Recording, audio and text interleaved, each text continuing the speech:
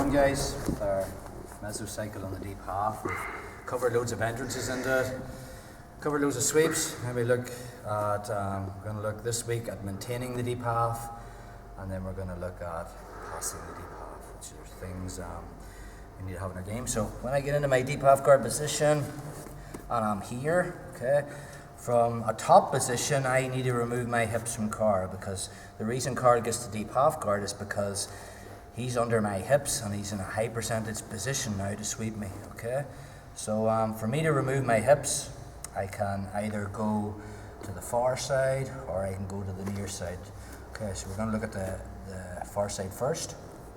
So again, we talked about the first few weeks of the deep half guard. Carl wants good alignment and posture. He wants to make sure his back is straight and his head is straight, because if his head is kind of bent and his spine is bent, it's easy for me to get my knee to the other side. And again, I want to remove my hips from Carl, so I'm not going to let my hips fall onto Carl's shoulder. I'm actually going to try and get them to the mat.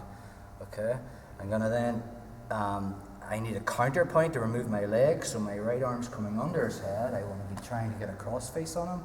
And then from here, if his knees aren't pointing towards me, I'm going to pull them towards me, hip out, bring my shin in or my foot, and remove my leg. And then side control. Okay, so we need to look at a way of neutralizing that and getting back to deep half guard. So this time, half. My deep half guard position. Okay, let's just say, ideally when I'm playing my deep half guard, we talked about I want my grip, my shallow grip, or I can play it deep, and I want to hook in. So Carl's got no weight on me. Okay, so I can move him about and play around. So he needs to remove his hips from me. So even if I keep my spine straight and my head straight, sometimes he can use his hand to stuff my head to the mat, and then he'll step over. Okay. Now, when he gets to here, the first important thing is I cannot let him cross-face my head, so I'm going to be controlling this.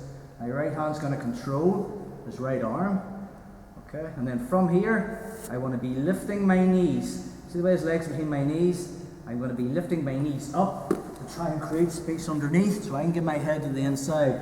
Carl will immediately go to his knee, and then I'm back to my deep half guard control.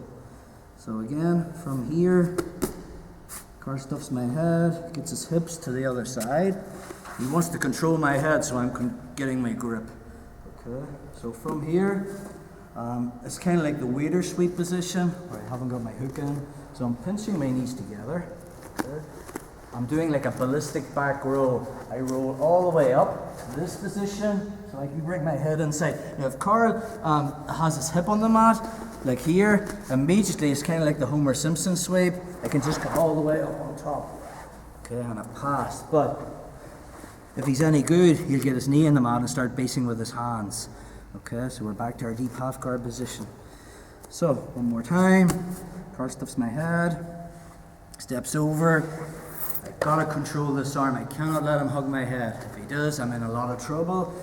Okay, I take my hook out and I've got my legs free, but they're not on the mat, they're up in the air. The only thing I need to be aware of here, guys, is when I do my ballistic back roll and I roll all the way up, Carl can latch onto this leg and he has the knee bar. Okay, so from here, when I'm in this position, I want to make sure that I hide my left foot behind the back of my right knee when I ballistic back roll up. Bring my head inside, and we're back into deep half guard again. So, again, one more time. He stuffs it, goes to the far side. I control this arm, okay? I come up.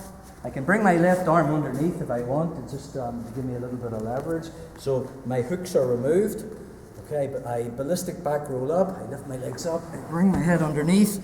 And again, if Carl's on his hip, I'm immediately going this way. But if he knows jiu-jitsu, he'll be on his knee because he wants to base with his hands. And then we're back to our deep half guard position. Okay, so that's your first way of maintaining the deep half guard. Let's drill, guys, for 5.